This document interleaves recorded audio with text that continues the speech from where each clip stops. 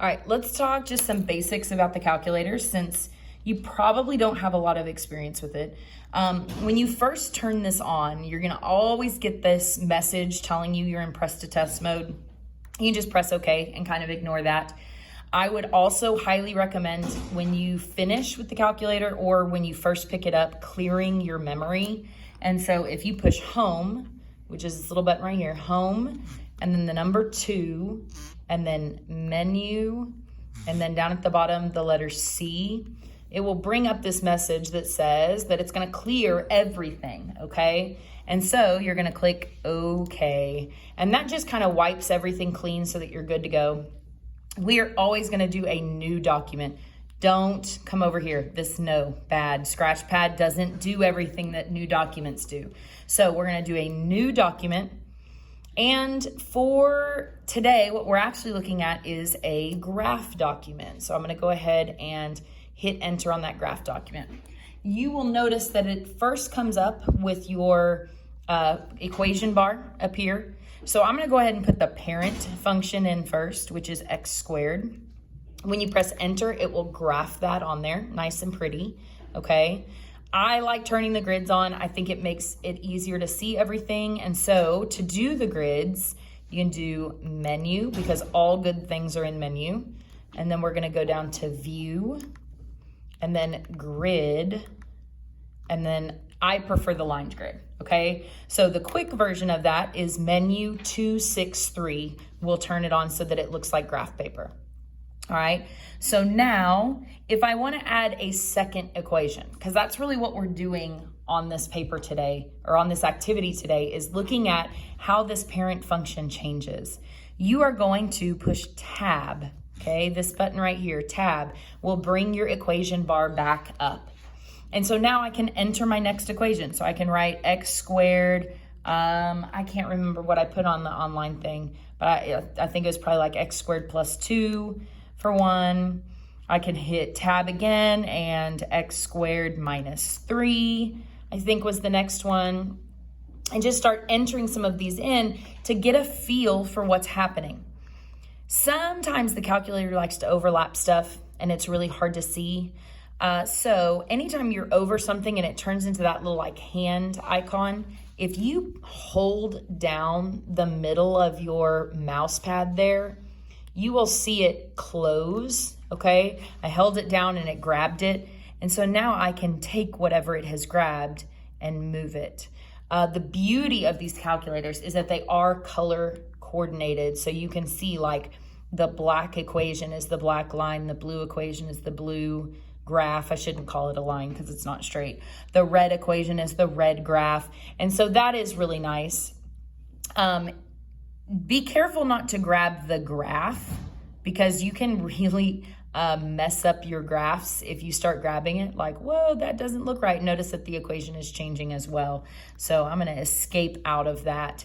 And I messed it up so I could go back and like change this back to what it was supposed to be, which was just x squared minus 3. Okay, so you can kind of go through that. When you go to do the next set of equations or when you want to clear everything out, you're gonna press tab again to bring up your equation bar. And then you can use the up and down arrows to see your function 1, function 2, function 3. I want you to always leave that parent function in there, right? That's the most basic formula. I don't want that going anywhere because I always wanna kind of compare back to that blue one. So now I can go change this to whatever I need. So I could do, I think it may have been like x plus 2 in parentheses.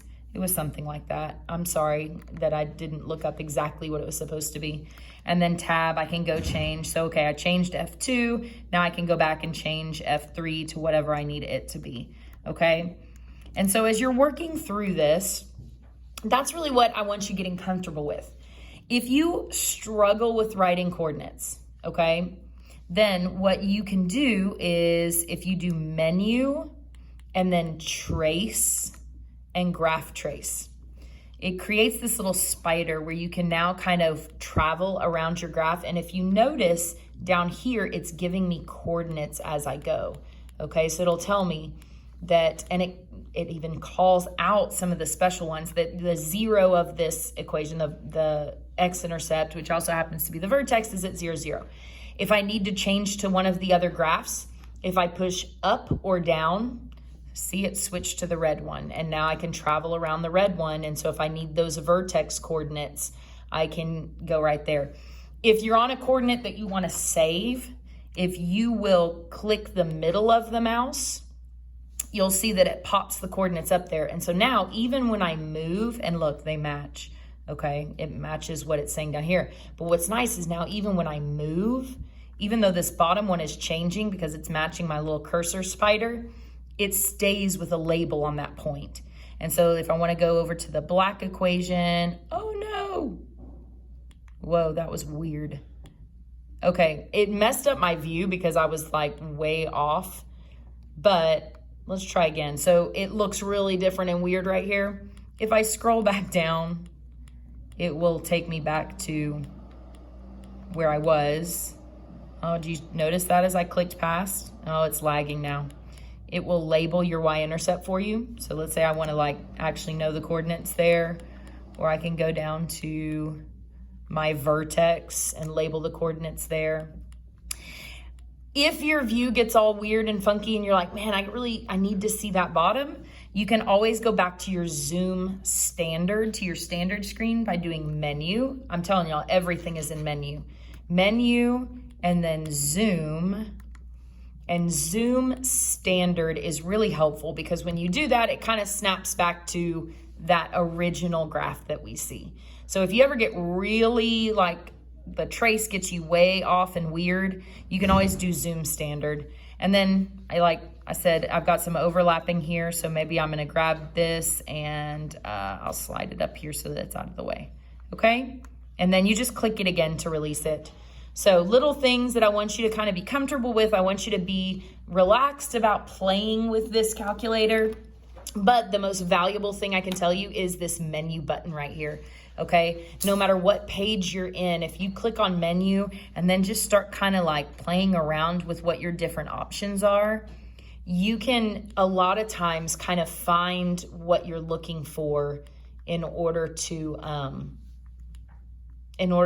mess with the graph and find out some pretty interesting, cool things about the graph. So, or equations or whatever. So, that's just kind of an intro. If you have specific questions, don't hesitate to email me and I will either make a video to explain it or Zoom call with you to explain it, or even try and just email back a response. So good luck. I hope this helps kind of as an introduction to these.